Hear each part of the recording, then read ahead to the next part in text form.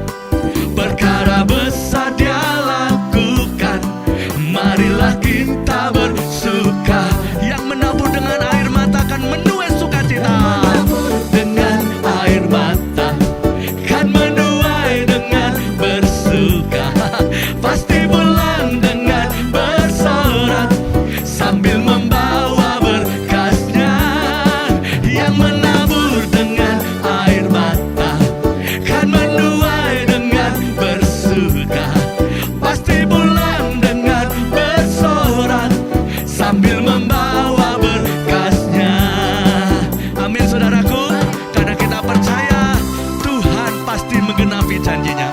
Dia adalah El Shaddai, Dia yang empunya segalanya. Mari dengan percaya, mari dengan segenap hati memasuki 2021 ini penuh dengan iman, berjalan bersama Roh Kudus. Kita percaya Tuhan membawa kita sampai di puncak destiny. Mari sekali lagi kita mau katakan, seperti bermimpi Tuhan pulihkan kita. Seperti bermimpi Tuhan pulihkan Sion, dan kita bersuka cita, mulut kita penuh tertawa. Seperti bermimpi. Terima kasih Tuhan, Engkau sungguh baik, sangat baik. Rancangan-Mu damai sejahtera, bukan rancangan kecelakaan. Masa depan yang penuh pengharapan, yang menabur dengan air mata, kan menuai dengan bersuka, pasti pulang dengan bersorak sambil membawa berkasnya. Yang menabur dengan air mata kan menuai dengan bersuka, pasti pulang dengan bersorak sambil membawa sekali lagi nyatakan, yang menabur dengan air mata kan menuai dengan bersuka, pasti pulang. Ada nyanyian sorak-sorak. Tuhan mencurahkan berkat-Nya bagi umat yang dikasihinya. Musim baru telah tiba, tahun rahmat Tuhan telah datang. Haleluya. Sambil membawa berkasnya, pasti pulang dengan bersorak sambil membawa berkasnya, pasti pulang dengan bersorak sambil membawa berkasnya, membawa berkasnya, membawa berkasnya. Haleluya, bersoraklah bagi Tuhan. Amin, amin. Haleluya saudaraku, Tuhan itu sungguh sangat baik. Bahwasanya untuk selama-lamanya kasih setianya, kasih karunia-Nya berlimpah-limpah, takkan habis rahmat-Nya, selalu baru. Haleluya.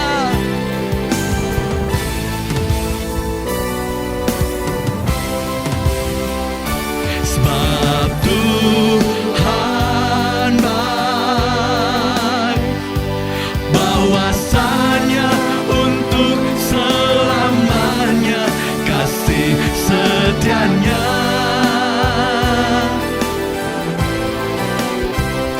Sebab Tuhan baik, bahwasanya untuk selamanya kasih setianya.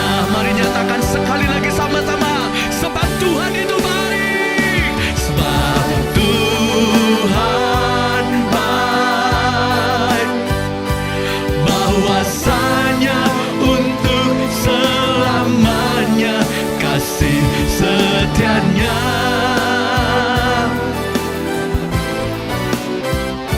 Sebab Tuhan baik, bahwasanya untuk selamanya kasih setianya.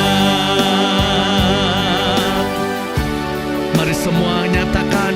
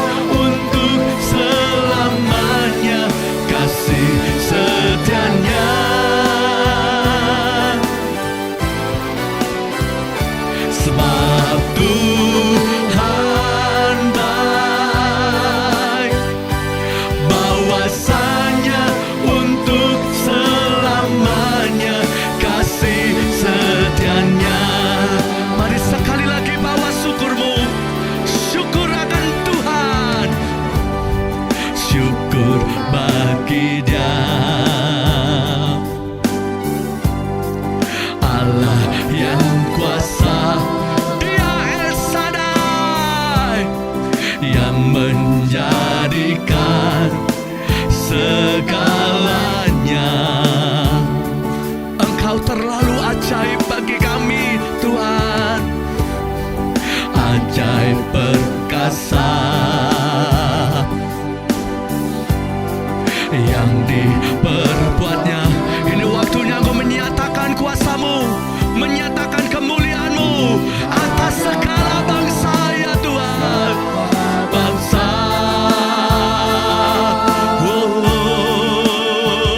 sebab Tuhan baik, bahwasanya untuk selamanya kasih setianya.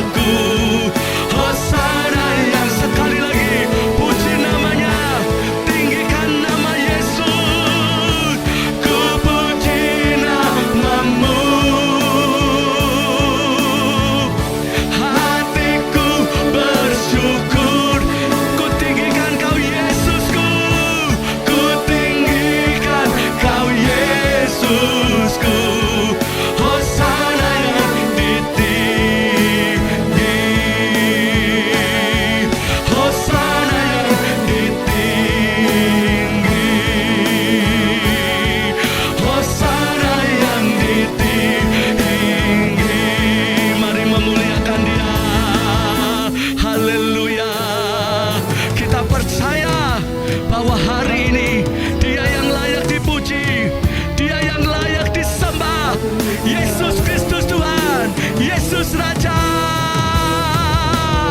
Haleluya. Kami memuji kebesaran-Mu.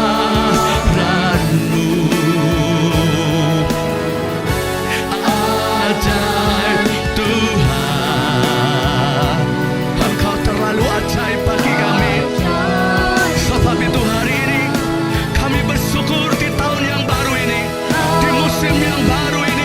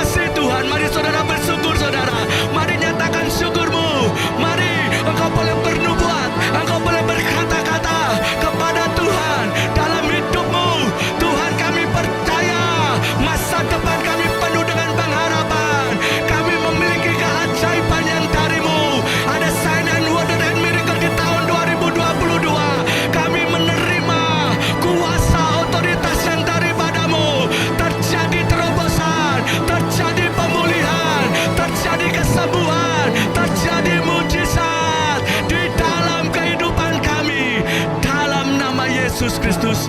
Haleluya. Mari sama-sama kita deklarasi, kita nyatakan iman kita hari ini dengan iman. 2, 3. Dalam nama Tuhan Yesus, aku berdiri atas firman Tuhan.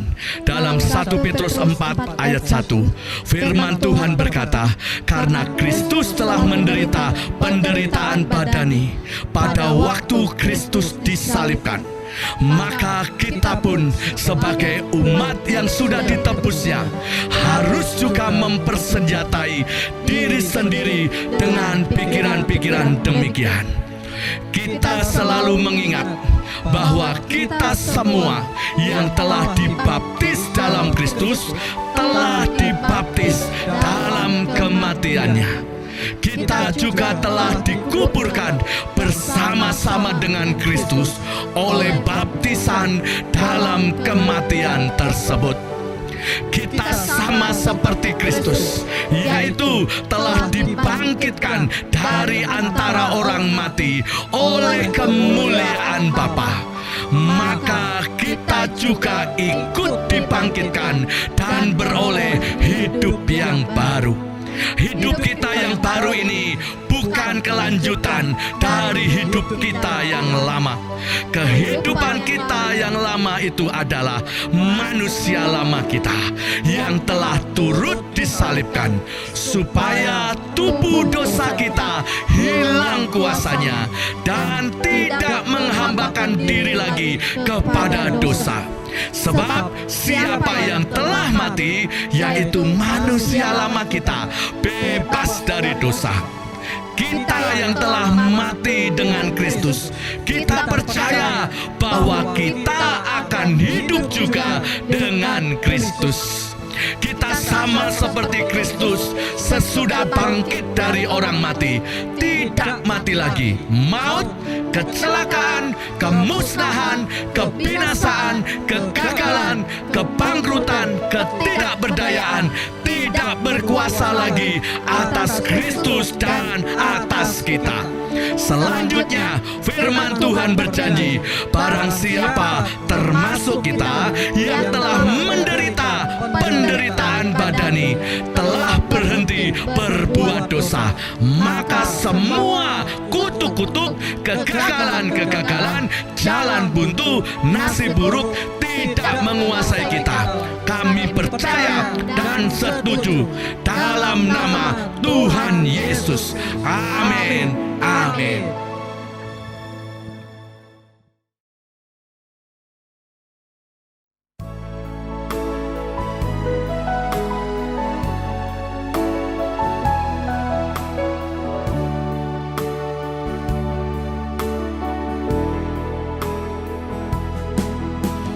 Oleh karena kemurahan Tuhan, ku ada sampai hari ini.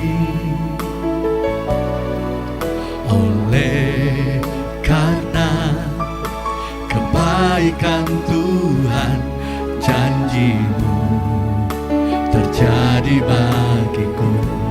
Oleh karena kemurahan Tuhan, oleh karena kemurahan Tuhan, ku ada sampai hari ini. Oleh karena kebaikan Tuhan, janji-Mu terjadi bagiku. Ku sembah Kau Tuhan, ku mengangkat tanganku, selamanya Kau ajaib bagiku. Ku sembah Kau Tuhan, ku mengangkat wajahku, selamanya Kau hebat bagiku.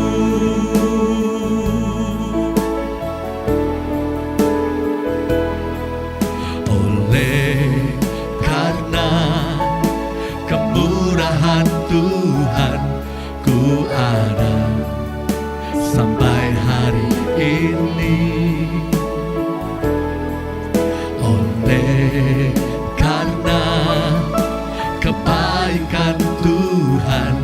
janjimu terjadi bagi. Mari sembah Dia.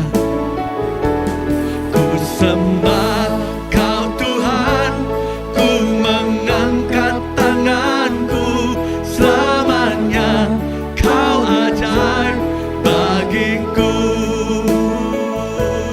Ku sembah Kau Tuhan, ku mengangkat wajahku, selamanya Kau hebat bagiku. Ku sembah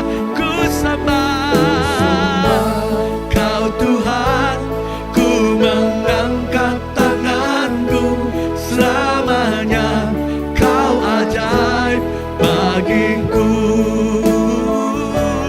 Ku sembah Kau Tuhan, ku mengangkat wajahku, selamanya Kau hebat bagiku. Selamanya Kau hebat bagiku.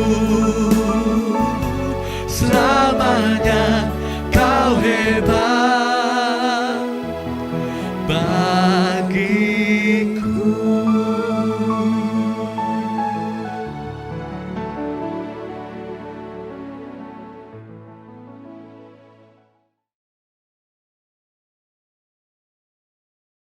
Shalom saudara-saudaraku, selamat tahun baru. Kita memasuki tahun yang baru 2022. Dan sekarang saya akan menyampaikan kebenaran firman Tuhan untuk Anda semua.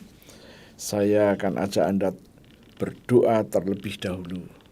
Terima kasih Tuhan, kami mengucap syukur. Kami membawa setiap orang yang sudah Tuhan siapkan untuk mendengar berita di awal tahun yang baru ini. Pewahyuan, hikmat, dan pengertian turun atas setiap kami, baik kami yang menyampaikannya maupun jemaat Tuhan yang telah Tuhan siapkan untuk mendengar kebenaran firman-Mu. Dan kami percaya Tuhan, kebenaran firman-Mu dimengerti dengan baik dan benar oleh setiap orang yang mendengarkan berita ini. Dan kami percaya darah-Mu, darah Yesus ada dalam hidup kami.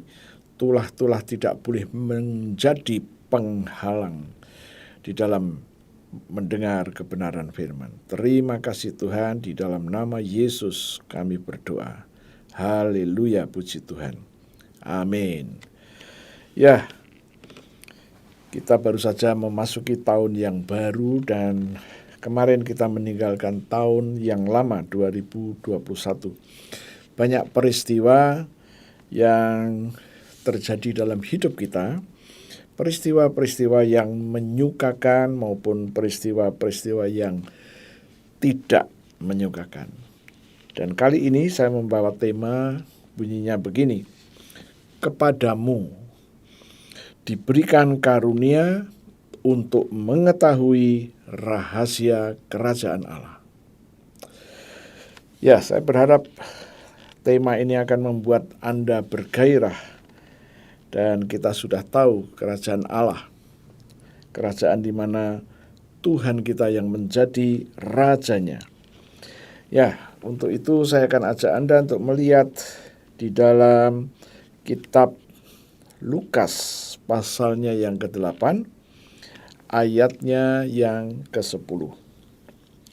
Firman Tuhan berkata begini, lalu Yesus menjawab, kepadamu diberikan karunia untuk mengetahui rahasia kerajaan Allah.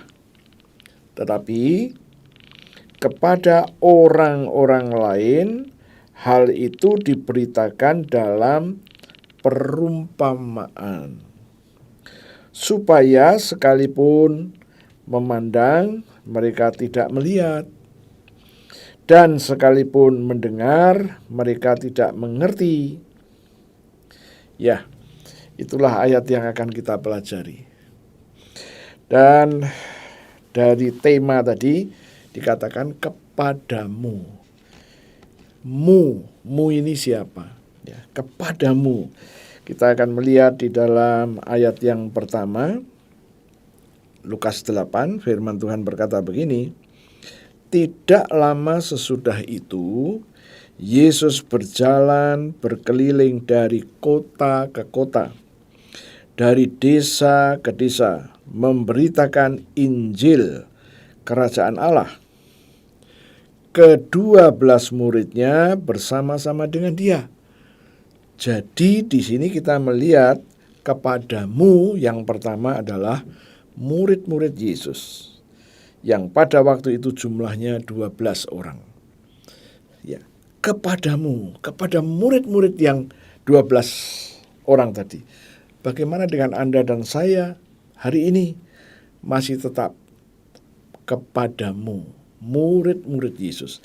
Tatkala Anda dan saya terus menjadi murid Yesus, terus tekun di dalam belajar firman. Firman ini menarik sekali. Ya, kebenaran firman Tuhan itu menarik. Banyak rahasia-rahasia ada di situ.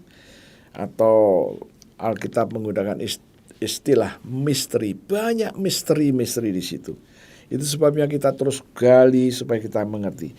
Ini mu yang pertama, ya, kepadamu yang pertama, murid-murid Yesus. Kemudian kita melihat yang berikutnya, ayat kedua.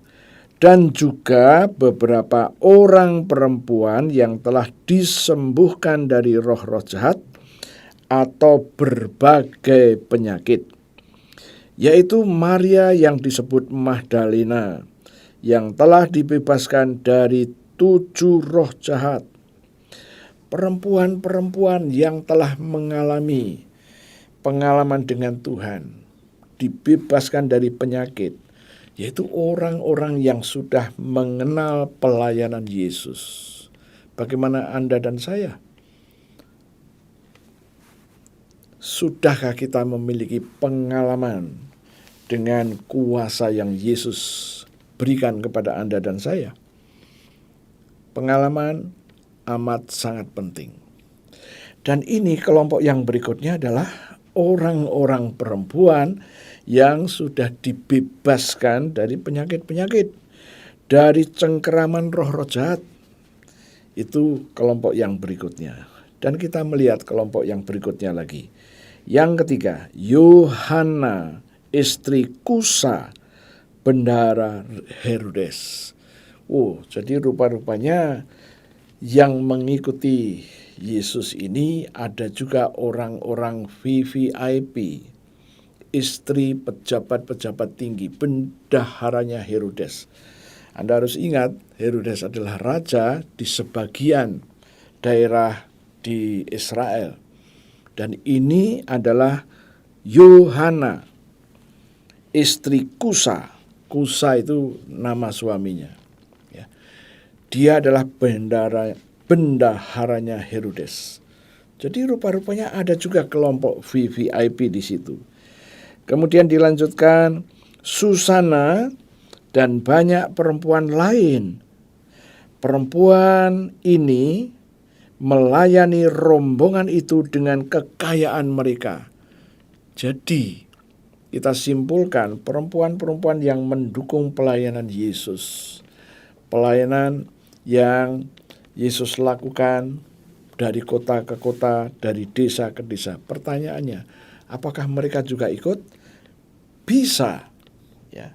Ada kemungkinan mereka mengikutinya. Bagaimana mereka kalau tidak mengikutinya?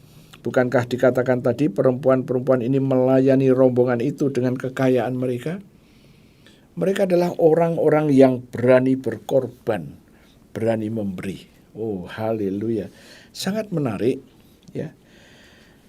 Dan dalam sejarah gereja, perempuan-perempuan ini juga selalu diberitakan. Dan sampai hari ini, ya, di mana gereja-gereja melayani, banyak perempuan-perempuan yang dengan kekayaannya juga memberkati pekerjaan-pekerjaan kerajaan surga. Ini yang menarik sekali, ya.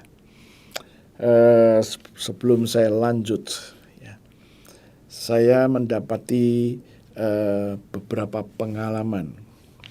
Tuhan izinkan saya melihat orang-orang yang memberkati pelayanan yang dilakukan oleh gereja Tuhan.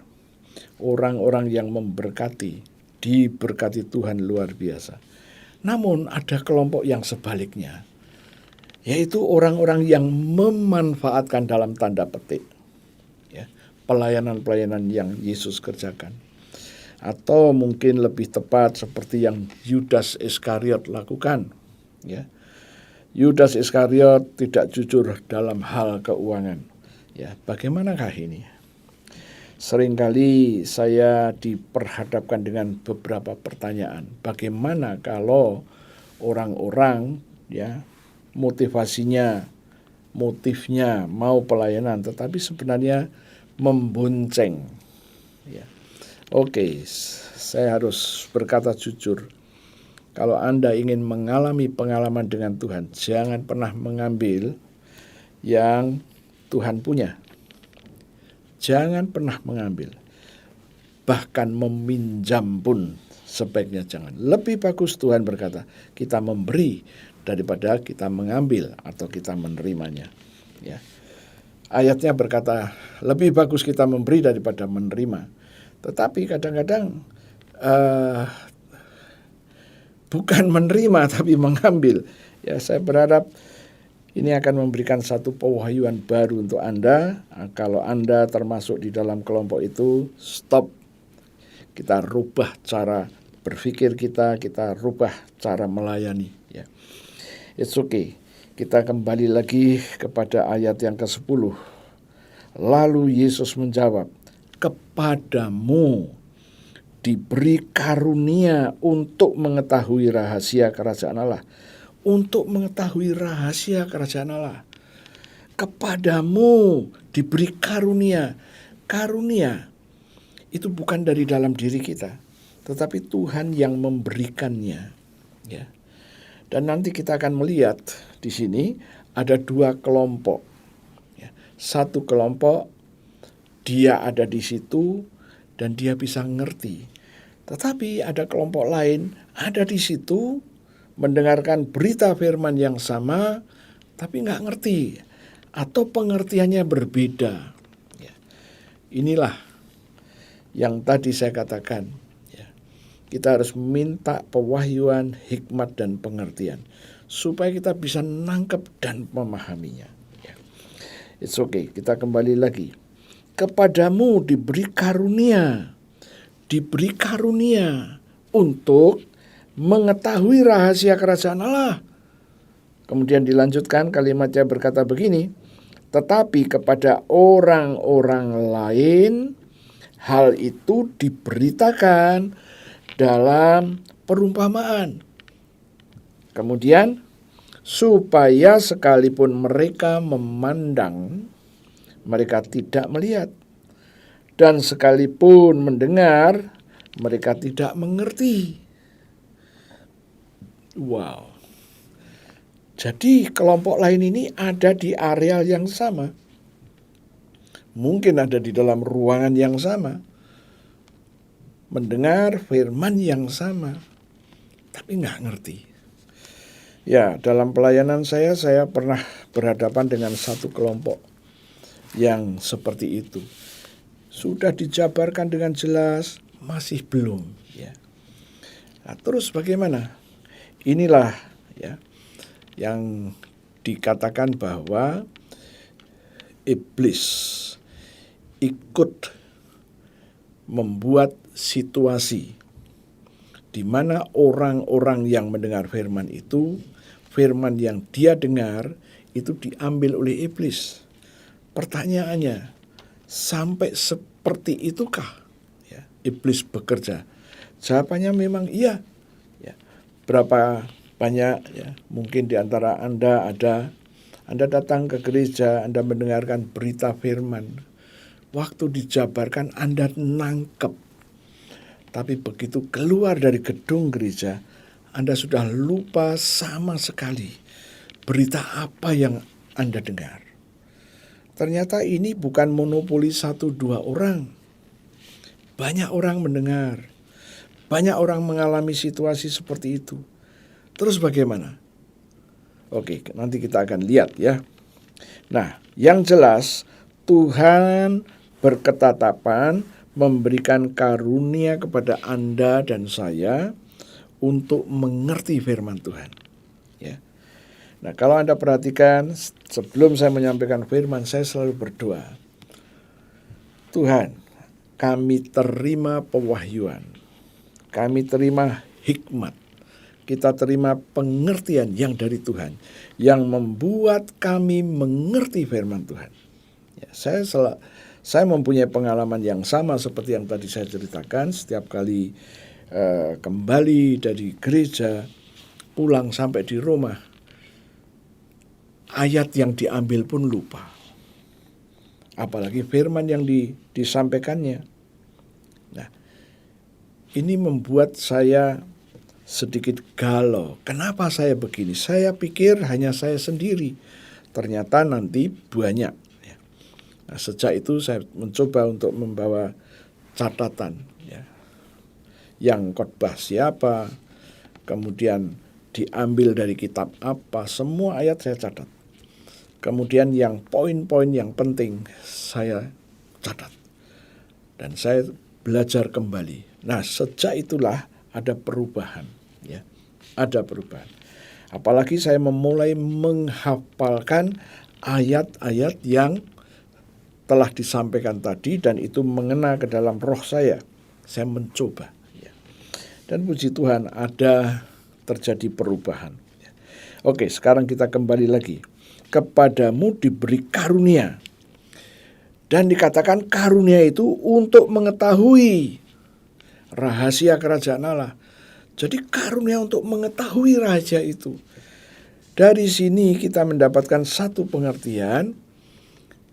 Bisa-bisa kita ada di gedung yang sama, tetapi kita bisa tidak mengerti. Akhirnya kita juga yang dirugikan. Ya. Nah, atau mungkin juga ada orang-orang yang mendapatkan gangguan. Ya.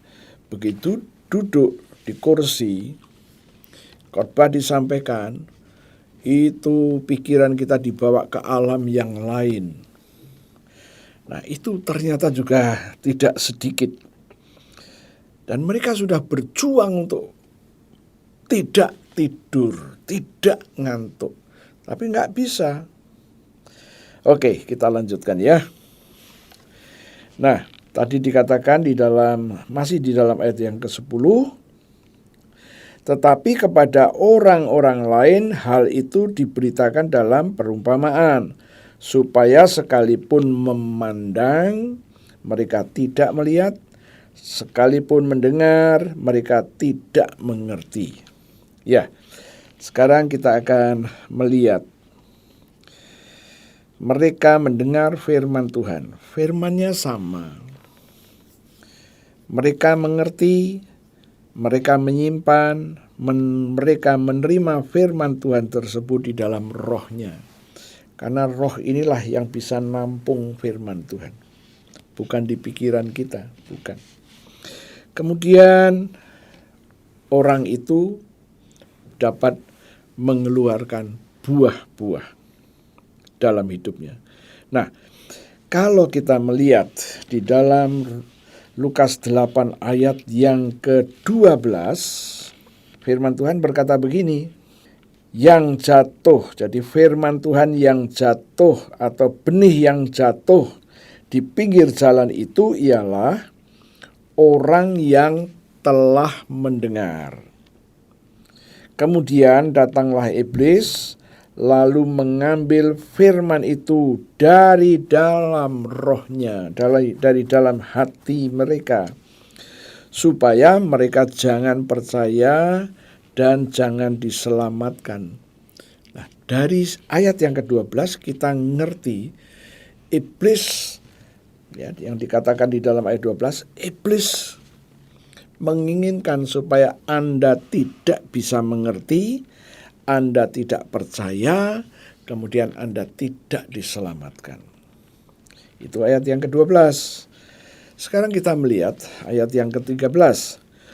Benih yang jatuh di tanah yang berbatu-batu itu ialah orang yang setelah mendengar firman itu menerimanya dengan gembira, tetapi mereka tidak berakar. Mereka percaya sebentar saja, dan dalam masa pencobaan mereka murtad. Ini ada satu kelompok lain lagi, mendengar, ngerti, bahkan bergembira, bersukacita, tetapi tatkala masalah datang, kesulitan datang, firman yang dia mengerti, yang sudah tinggal di dalam rohnya, tidak mengerti bagaimana mengaplikasikannya untuk menghadapi situasi sulit itu. Nah, akibatnya dia menjadi tidak percaya. Di sini menggunakan istilah murtad. Kemudian sekarang kita melihat ayat yang ke-14. Benih yang jatuh dalam semak duri ialah orang yang telah mendengar firman itu, dan dalam pertumbuhan selanjutnya mereka terhimpit oleh kekhawatiran dan kekayaan. Oh, rupa-rupanya kekhawatiran bisa menghimpit, kekayaan juga bisa menghimpit. Dan menikmati hidup sehingga mereka tidak menghasilkan buah yang matang. Jadi rupa-rupanya ini ada satu kelompok orang-orang yang mendengar firman, ngerti, paham, dan bahkan diberkati dengan firman itu, menikmati kekayaan, menikmati hidup, tapi mereka tidak bisa menghasilkan buah. Ini adalah gambaran yang tatkala benih tadi ditabur, ada di tengah-tengah semak duri. Jadi tatkala dia sedang bertumbuh, duri tadi juga ikut bertumbuh dan menghimpitnya. Oh, rupa-rupanya ada juga orang yang seperti itu. Jadi inilah jenis-jenis orang-orang yang tidak mendapatkan karunia untuk mengetahui kerajaan Allah. Dan situasi seperti ini adalah real sekali. Ya, saya pernah membimbing seseorang yang tatkala firman disampaikan excited sekali. Namun dalam perjalanannya rupa-rupanya itu tadi gangguan demi gangguan ya terjadi. Dan apa yang terjadi? Tatkala gangguan-gangguan terjadi membuat orang ini tidak bisa bertumbuh. Kalau orang ini tidak bisa bertumbuh, terus bagaimana? Ya, seperti kalau saya gambarkan, ada tanaman, Anda sirami, Anda kasih pupuk, tetapi rupa-rupanya tanaman tidak bisa berkembang. Kenapa tidak bisa berkembang? Karena tidak mendapat matahari.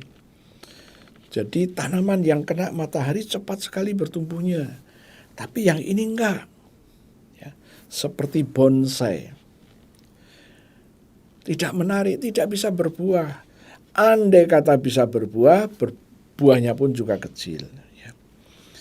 Nah, tatkala himpitan datang, ya, dia mempunyai komentar-komentar yang dari komentar itu saya khususnya saya paham ada something wrong, ya, ada sesuatu yang harus dibereskan. Nah, Tuhan izinkan kita membuat satu acara di rumah orang tersebut. Ya. Dari sebelum berangkat saya sudah berharap supaya saya mempunyai kesempatan untuk berbicara yang penting itu. Nah, tanpa saya skenario, saya cuma tunggu momentum aja yang tepat. Ya, kalau bicara pas mendapatkan momentum yang tepat itu luar biasa. Nah, terjadilah momentum itu, ya, pemilik rumah cerita mengenai begini dan begitu. Nah, yang lain sudah dibereskan, tinggal yang satu ini belum. Nah, saya bilang, kamu yang punya rumah, kamu punya otoritas. Kamu nggak bisa minta tolong sama saya yang melakukannya. Karena yang punya otoritas atas rumah itu Anda. Maka saya ajarin, Anda ngomong begini dan begini. Ya. Nah, singkat cerita, dia lakukan itu. Dan dia lakukan. Dia sudah lakukan. Nah, kemudian dalam beberapa hari ke depan saya menanyakan ada reaksi apa, ya. Nah, puji Tuhan, setelah 10 hari setelah itu saya mulai melihat adanya perkembangan yang menuju kepada positif. Saya bersyukur, ya. Jadi kadang-kadang ada gangguan di dalam tanda petik tadi, itu yang harus diselesaikan, harus dibereskan. Nah, sekarang mengenai karunia itu sendiri, ya.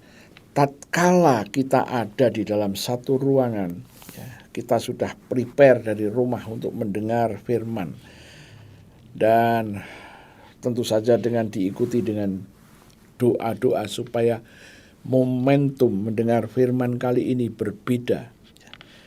Ya, apa yang terjadi?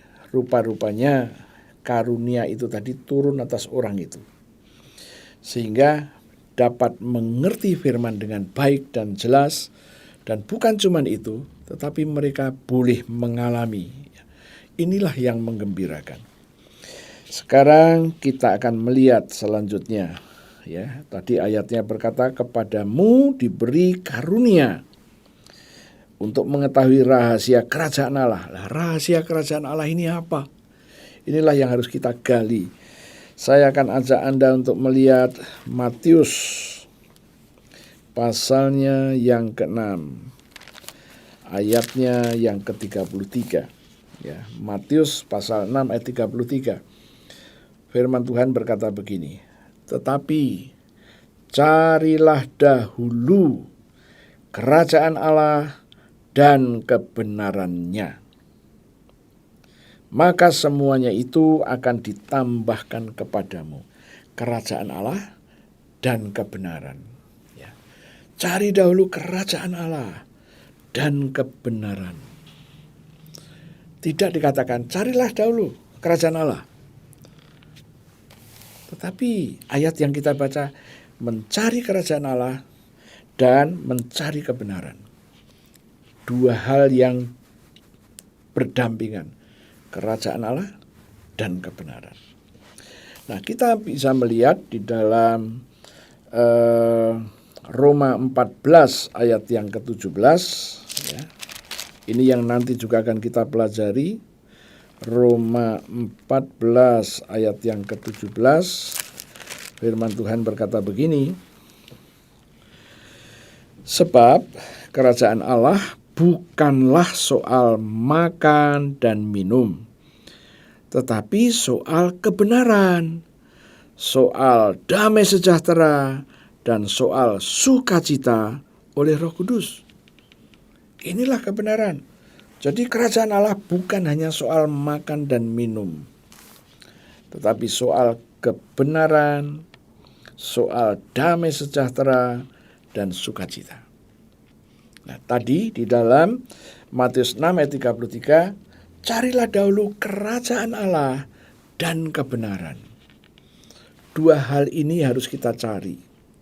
Kerajaan Allah. Dan kita sudah membaca tadi kerajaan Allah adalah bukanlah soal makan dan minum, tetapi soal kebenaran, damai sejahtera, dan sukacita. Ya. Oh, haleluya. Kerajaan Allah soal kebenaran. Kita akan membaca lagi di dalam 1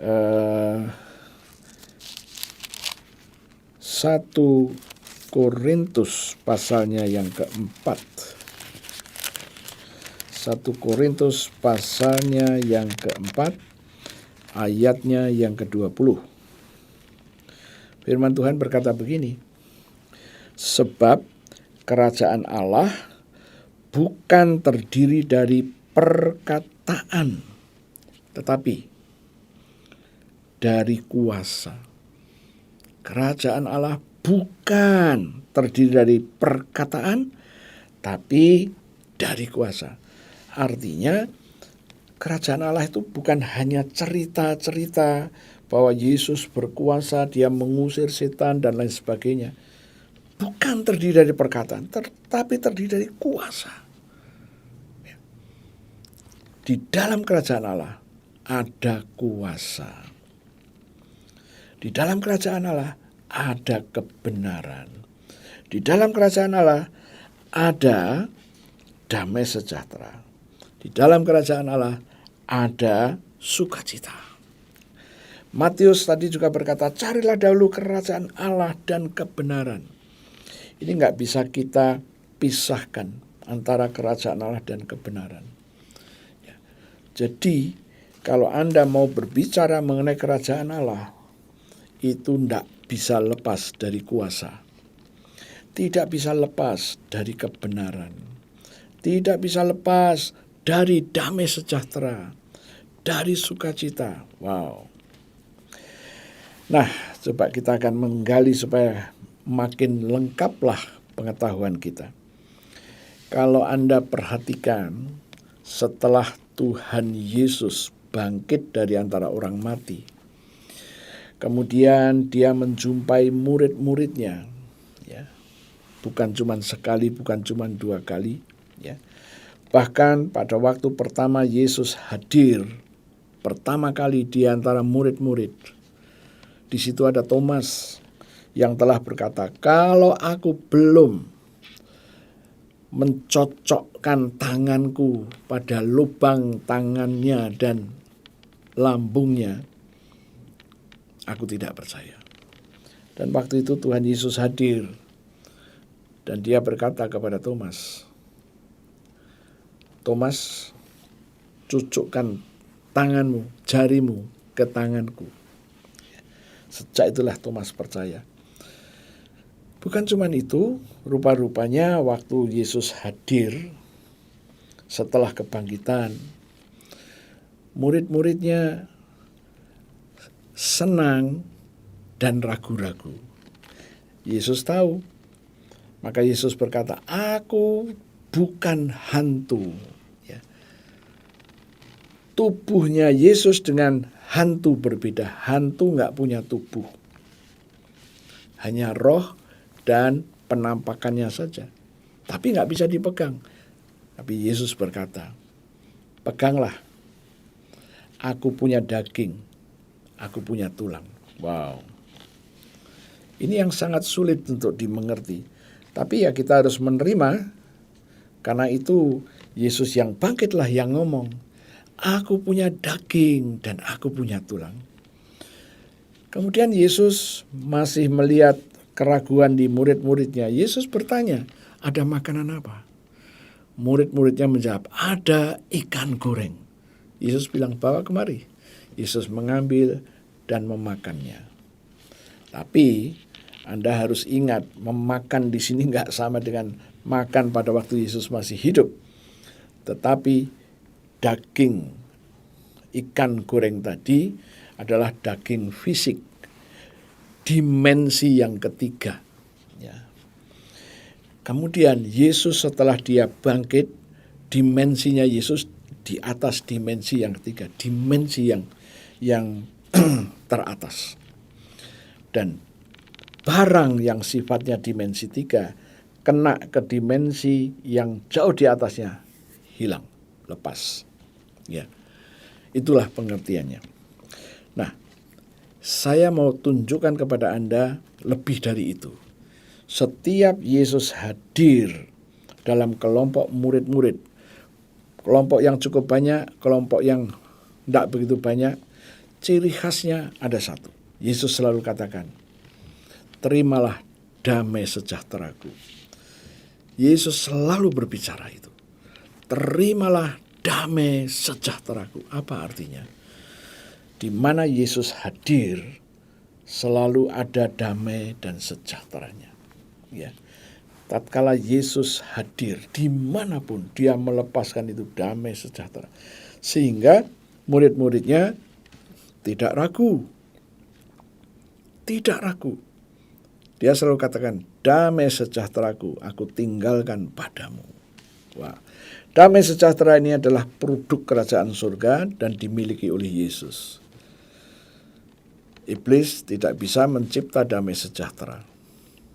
Kita manusia juga nggak bisa mencipta damai sejahtera. Ini monopoli Yesus punya. Dari sini saya berani mengatakan bahwa kehadiran Yesus selalu ada dan diikuti damai sejahtera. Karena itu ciri khasnya Yesus. Jadi, tatkala Anda sedang menyembah sendiriankah? Atau Anda sedang menyembah satu keluargakah? Anda sedang menyanyi, memuji, dan Anda merasakan damai sejahtera itu turun. Yakinlah, Tuhan ada di situ. Ya. Nah, mungkin saya akan membuat jembatan supaya Anda bisa paham, ya. Kalau Anda hobi dengan perfume apapun lah, dan Anda nggak pernah ganti-ganti perfume puluhan tahun, dari Anda pemuda atau pemudi sampai Anda sudah punya cucu, Anda paling suka dengan perfume itu, Anda pakai. Teman-teman dekat Anda akan menandai, wah ini si A datang ini. Kenapa? Karena sudah mencium perfumenya. Untuk ini Anda mudah mengerti, bukan? Ya. Bukan berarti bahwa orang ini beli perfume untuk eksklusif hanya untuk dia, bukan. Tapi paling enggak dia menyukai perfume ini. Ya. Satu hari tatkala kami belum memiliki gedung untuk berbakti, kami dipinjami oleh anak Tuhan di garasi. Garasinya ini dibuat cantik dan kita bisa berbakti di garasinya. Kita lagi menyembah Tuhan dan ya semua dalam kondisi kusuk, tutup mata, tidak ada yang buka mata karena menikmati hadirat Tuhan yang luar biasa. Kita menikmati damai itu luar biasa.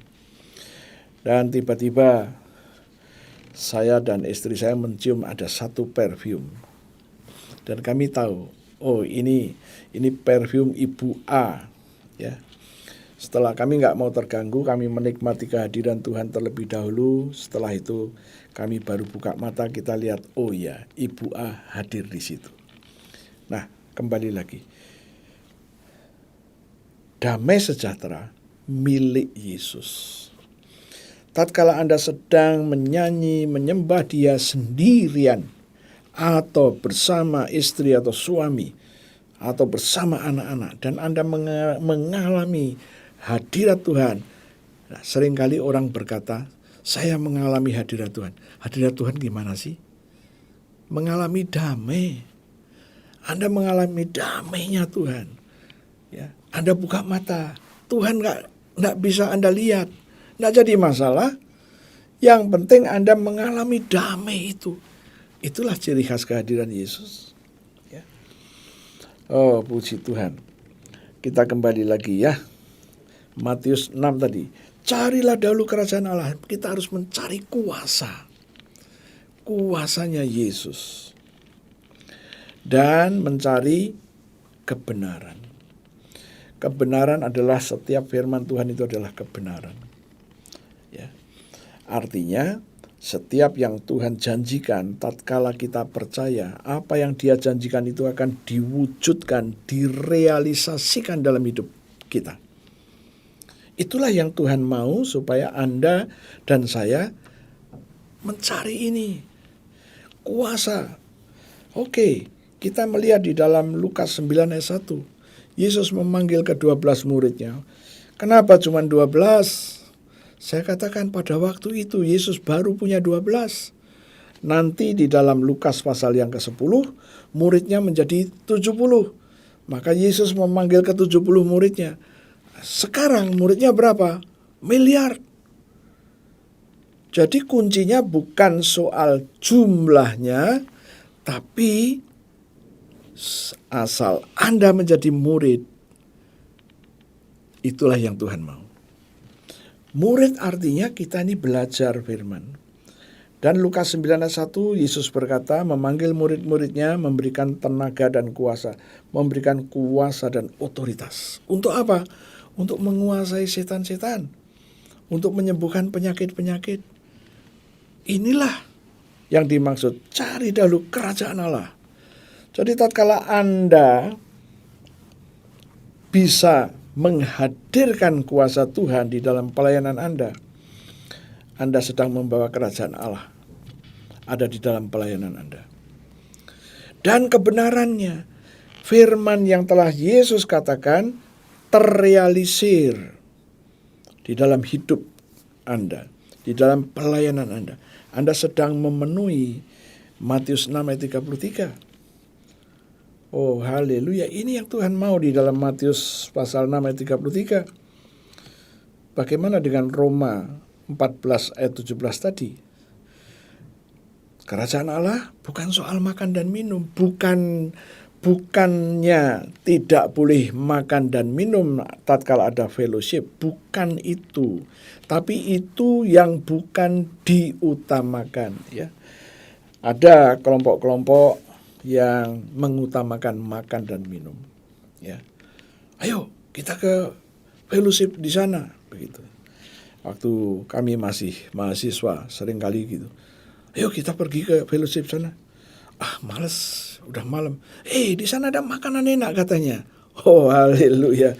Saya diingatkan, ya pada waktu mempelajari ini saya diingatkan peristiwa itu. Wah, waktu itu belum mencari firman Tuhan, mencari makan dan minum.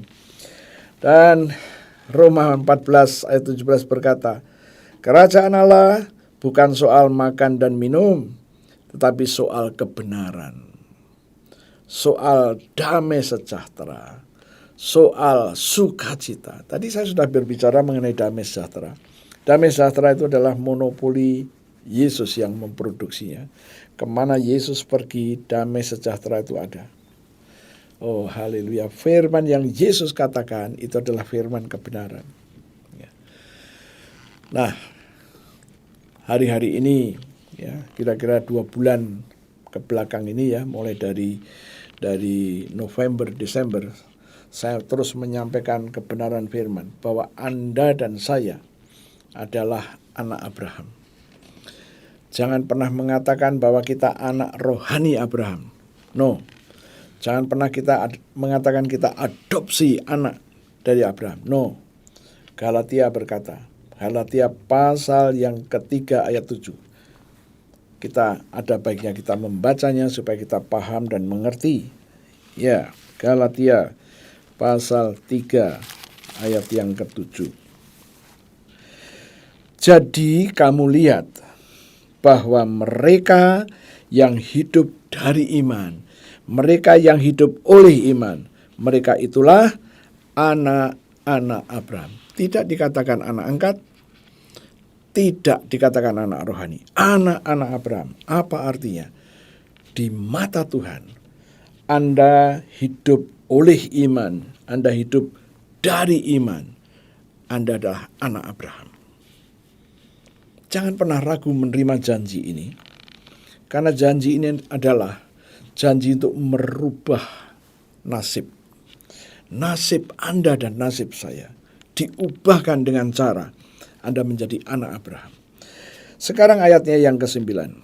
Jadi mereka yang hidup dari iman, mereka yang hidup oleh iman, merekalah yang diberkati. Bersama-sama dengan Abraham yang beriman itu diberkati. Dengan berkat mana?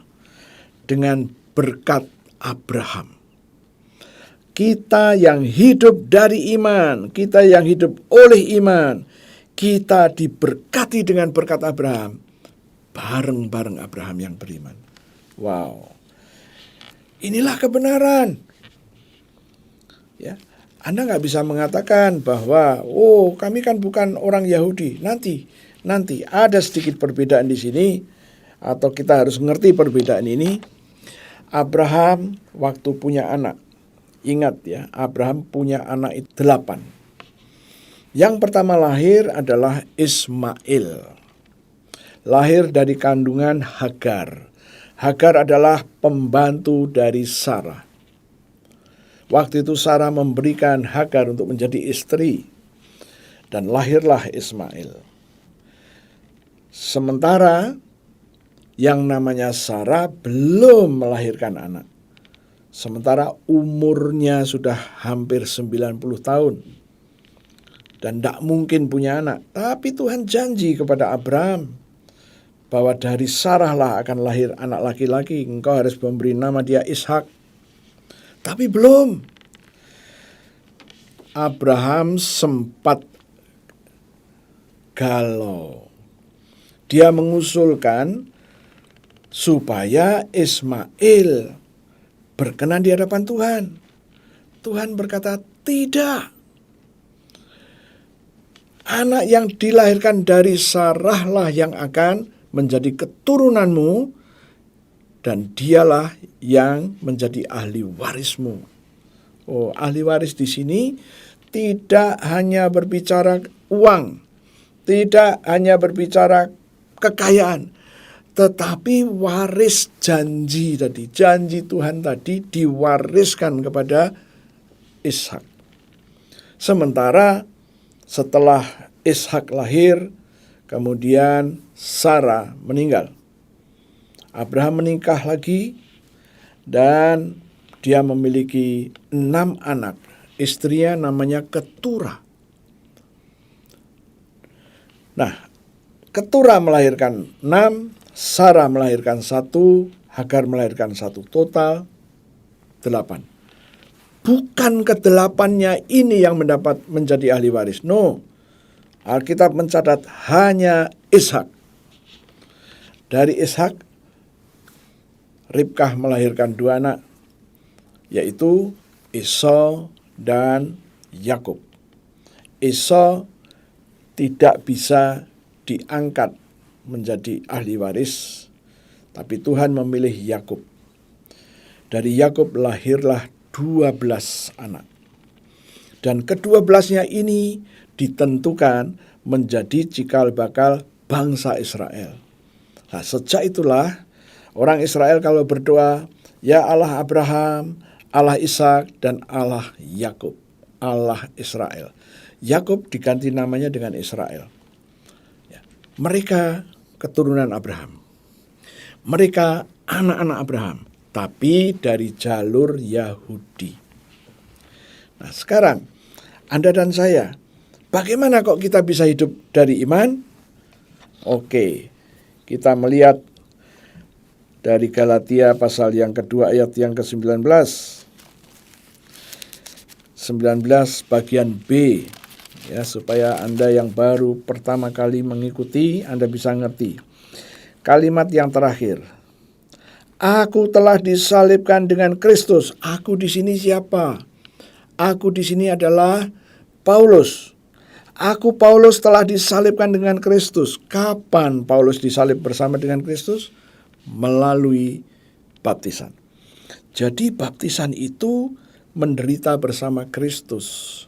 Melalui baptisan kita mengalami penyaliban bersama Kristus. Orang yang disalib ujung-ujungnya mati. Orang yang mati harus segera dikubur. Paulus pun mengalami hal yang sama, menderita, kemudian melalui baptisan, mati, dikubur bersama Kristus. Ayat ke-20. Setelah Paulus bangkit bersama Kristus, namun aku hidup, tetapi bukan aku Paulus sendiri yang hidup, melainkan Kristus yang hidup di dalam aku Paulus. Dan hidupku yang kuhidupi sekarang di dalam daging adalah hidup oleh iman. Nah, hidup oleh iman dalam Yesus Kristus yang telah mengasihi aku Paulus dan menyerahkan dirinya untuk aku Paulus. Barulah kita masuk dalam Galatia 3 ayat yang ke-7. Jadi kamu lihat bahwa mereka yang hidup oleh iman, hidup dari iman, mereka itulah anak Abraham. Nah, kita mulai mengerti, inilah yang disebut kebenaran. Kebenaran firman berkata, Anda sudah dibaptis melalui Kristus, Anda sudah disalibkan bersama Kristus, Anda sudah mati bersama Kristus, Anda dikubur bersama Kristus. Waktu Kristus bangkit, Anda ikut bangkit. Anda diberi hidupnya Kristus menyatu dengan hidupmu. Karena menyatunya ini, maka Anda hidup oleh iman, hidup dari iman. Karena Anda hidup oleh iman, Anda hidup dari iman, Alkitab berkata, kamu anak Abraham. Kita nggak bisa deny. Kita kalau percaya inilah kebenaran, inilah yang harus kita terima, inilah yang harus kita pegang. Setelah saya bangkit bersama Kristus, saya adalah anak Abraham. Menurut Galatia 3 ayat 9, firman Tuhan berkata, saya yang hidup dari iman, hidup oleh iman, saya diberkati bersama Abraham dengan berkat Abraham. Saya mulai mengakui, inilah kebenaran. Kalau Anda percaya ini, katakan, Tuhan, aku sudah dibaptis ke dalam Engkau. Aku sudah disalibkan bersama Engkau, mati bersama Engkau, dikubur bersama Engkau. Waktu Engkau bangkit, Tuhanku, aku ikut bangkit. Hidupmu menyatu dengan hidupku. Karena menyatu inilah, maka aku hidup oleh iman. Dan Galatia 3:7 berkata, aku sekarang adalah anak Abraham. Ini kebenaran yang kau sampaikan. Aku terima di dalam nama Yesus. Dan ayat 9 Galatia 3 berkata, aku yang hidup oleh iman. Aku diberkati bareng-bareng Abraham. Dengan berkat Abraham. Oh, haleluya. Kalau Anda sudah mendapatkan berkat Abraham, kemiskinan tidak boleh ada lagi. Kalau Anda sudah hidup menjadi anak Abraham, Anda diberkati bareng dengan Abraham. Tidak ada kegagalan lagi. Tidak ada kemiskinan lagi. Nasibmu berubah. Ini kebenaran. Kalau Anda percaya, jangan diam. Perkatakan, inilah kebenaran itu. Kerajaan Allah itu kebenaran. Oh, haleluya. Anda mulai nangkap.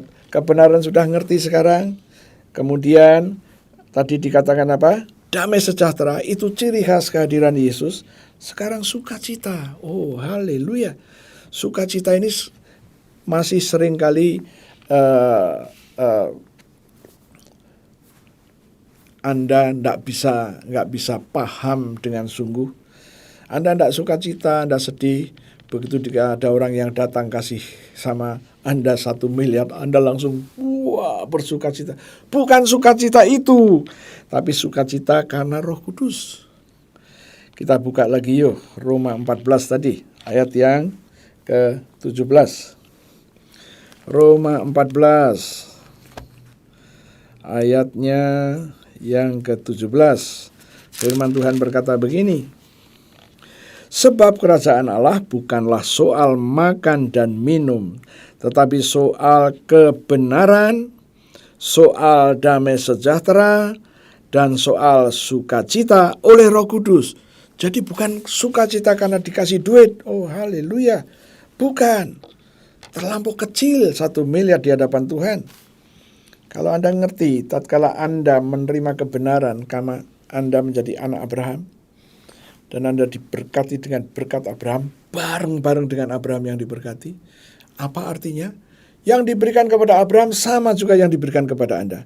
Keturunan Abraham luar biasa. Oh, haleluya. Dan Tuhan mau Anda juga luar biasa. Tapi Anda harus ingat, Anda diberkati supaya menjadi berkat. Itulah. Ya. Anda diberkati supaya menjadi berkat. Dan kalau Anda menjadi berkat, jangan mengeluh. Puji Tuhan, haleluya. Nah sekarang, Matius 6 ayat 33 kita sudah paham, sudah mengerti. Roma 14 ayat 17 kita sudah ngerti. Kebenaran sudah ngerti. Damai sejahtera sudah ngerti. Dan sukacita karena Roh Kudus sudah ngerti. Nah sekarang, 1 Korintus 4 ayat 20. Kebenaran bukan terdiri dari kata-kata, tapi kuasa. Oh, haleluya. Di mana Anda bisa menghadirkan kuasa Tuhan, di situ kebenaran. Disitulah kerajaan Allah. Oh haleluya. Karena Lukas 9 ayat 1 itu kebenaran. Matius 10 ayat 1 itu kebenaran. Lukas 10 ayat 19 itu kebenaran. Oh haleluya. Nah, kalau Anda sudah mengerti ini,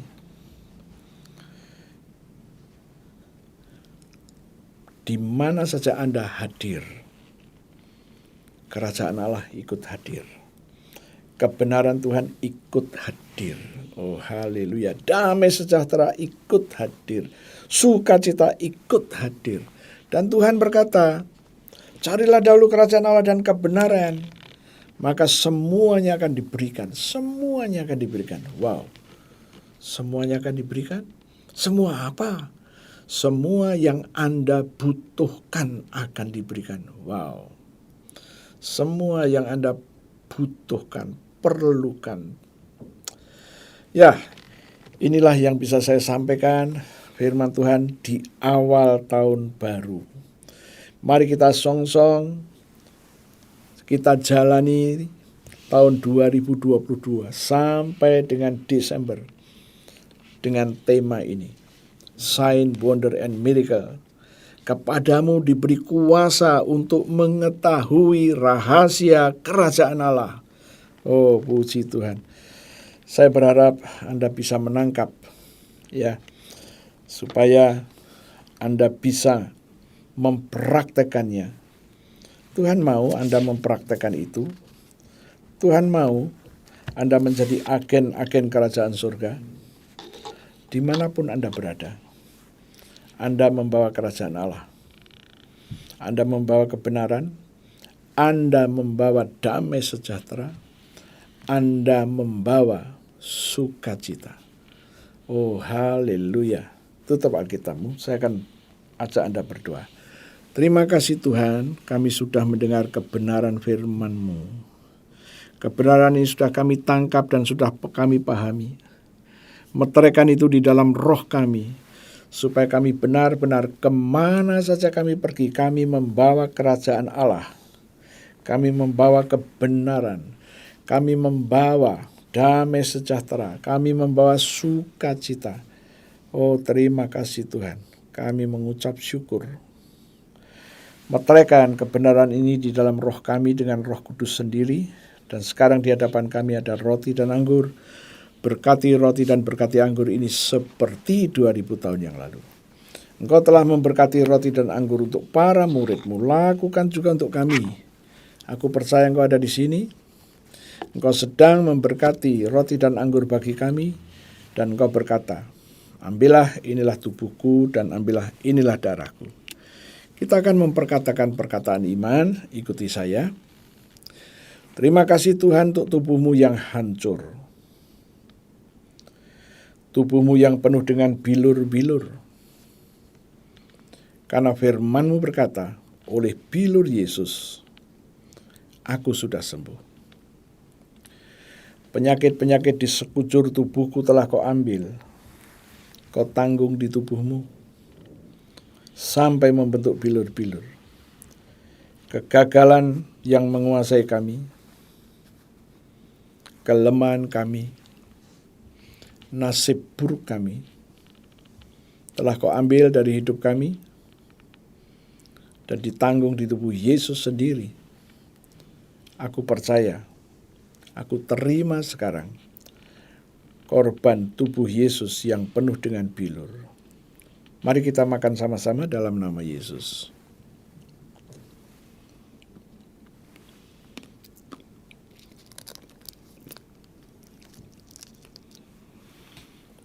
Terima kasih Tuhan untuk darah-Mu, darah Yesus yang keluar dari sekujur tubuh Yesus.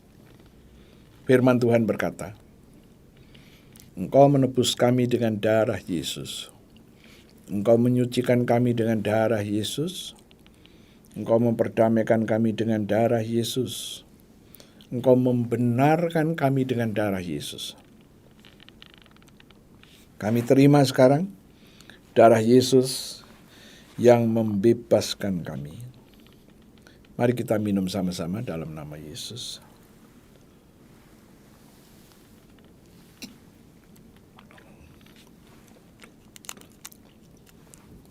Terima kasih Tuhan, kami baru saja makan daging-Mu dan minum darah-Mu. Firman Tuhan berkata, Engkau memberikan kepada kami hidup kekal. Hidup kekal adalah hidup-Mu sendiri. Dan Engkau berjanji di dalam hidup kekal tidak ada kebinasaan, tidak ada alam maut, tidak ada kecelakaan, tidak ada penghukuman, tidak ada kebangkrutan, tidak ada kemiskinan, tidak dikuasai penyakit apapun namanya, termasuk COVID-19 beserta varian-variannya. Dan kami tidak dikuasai masalah. Andai kata masalah datang, Tuhan memberikan jalan keluar. Dan Tuhan menjanjikan agar kami menjadi pelaku sign, wonder, and miracles dimanapun. Dimanapun kami berada, kami membawa kerajaan Allah itu. Kami membawa kebenaran itu. Kami membawa damai sejahtera itu. Kami membawa sukacita itu. Terima kasih Tuhan. Tuhan, kami percaya dan kami setuju Kau bawa masuk kami ke dalam hidup kekal-Mu. Kami setuju Tuhan. Apa yang telah Kau janjikan ini direalisasi dalam hidup kami. Sekarang Tuhan, kami berdiri atas janji firman-Mu Galatia 6 ayat 17 yang mengatakan pada tubuh kami ada tanda-tanda milik Yesus, yaitu darah. Darah penebusan, darah pendamaian, darah penyucian, dan darah pembenaran ada pada tubuh kami. Dan Kau berjanji, mulai sekarang tidak boleh ada orang-orang, tidak boleh ada situasi, kondisi, roh-roh jahat yang akan mencelakai kami dan merugikan kami. Kami percaya. Itu sebabnya kami mengambil darah Yesus dan kami taruh pada tubuh kami. Dan kami katakan, kami percaya dan kami setuju Tuhan. Janji-Mu itu terjadi dalam hidup kami. Terima kasih Tuhan. Kami mengucap syukur. Tuhan, kami mau melanjutkan doa-doa kami dengan doa-doa syafaat. Terima kasih Tuhan. Kami terus bawa jemaat-Mu dimanapun mereka berada. Jemaat yang mengikuti pemahaman Alkitab, jemaat yang mengikuti kebaktian, baik PLC di Melbourne, Zoe di Pasadena, Bandung, Zoe di Citra Raya Cikupa. Tuhan, mereka telah mendengar pengajaran yang kami sampaikan, termasuk pengajaran pada saat ini. Dan kami percaya mereka dapat menangkapnya dan menerimanya dan mengalaminya. Terima kasih Tuhan. Kami juga terus berdoa untuk jemaat-jemaat-Mu tatkala mereka mengalami sakit penyakit. Ingatlah Tuhan, ada darah-Mu pada tubuh mereka. Dan ingatlah, bilur-bilur di sekujur tubuh-Mu telah mengambil penyakit-penyakit itu. Maka tidak boleh ada orang-orang-Mu dikuasai oleh penyakit. Terima kasih Tuhan. Kami juga berdoa untuk pemerintah kami, Indonesia, bangsa kami, bangsa Indonesia. Tuhan, kami terus mendukung usaha pemerintah untuk membuat bangsa Indonesia bebas dari COVID-19 dan variannya. Masyarakat Indonesia mengalami kemajuan-kemajuan di dalam dunia bisnis, membawa bangsa kami mengalami sesuatu yang belum pernah dialami, yaitu mereka menang terhadap kesulitan-kesulitan.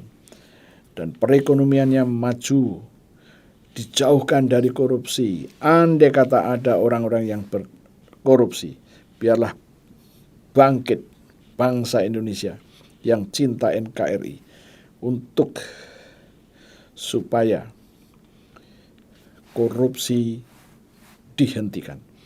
Terima kasih Tuhan. Ini adalah doa-doa kami. Kami juga terus berdoa untuk Pak Jokowi, supaya Pak Jokowi dapat segera membawa bangsa dan negara ini keluar dari kesulitan ekonomi. Kami tahu pewahyuan-Mu, hikmat-Mu, dan understanding-Mu turun atas Pak Jokowi sehingga Pak Jokowi dapat mewujudkannya. Terima kasih. Kami juga terus berdoa supaya elit-elit politik ini boleh memikirkan yang terbaik bagi bangsa, tidak memikirkan hanya kelompoknya. Tuhan, ini adalah iman kami, dan kami percaya hanya campur tangan Tuhanlah yang bisa membuat semuanya baik dan rukun. Kami percaya itu Tuhan. Terima kasih Tuhan. Kami sudah selesai dengan kebaktian. Saudara-saudaraku, kita sudah selesai. Silakan engkau berdiri dimanapun engkau berada. Angkat kedua tanganmu. Tuhan, aku berdoa, aku meminta darah Yesus. Aku percikan ke atas tangan-tangan yang terangkat. Dan aku katakan, tanganmu adalah tangan yang diberkati. Mengerjakan apa saja berhasil dan sukses. Tidak ada yang gagal. Dan ingatlah, kebenaran firman Tuhan, damai sejahtera, sukacita karena Roh Kudus, dan kerajaan Allah ada padamu. Engkau sekarang tinggal di dalam hidup kekalnya Yesus. Terima kasih Tuhan. Kami percaya dan kami setuju semuanya itu diwujudkan dalam hidup kami. Di dalam nama Yesus kami berdoa. Haleluya, puji Tuhan. Amin. Sampai berjumpa kembali. Tuhan Yesus memberkati. Kita masuki tahun yang baru dengan semangat yang sama. Tuhan memberkati. Amin.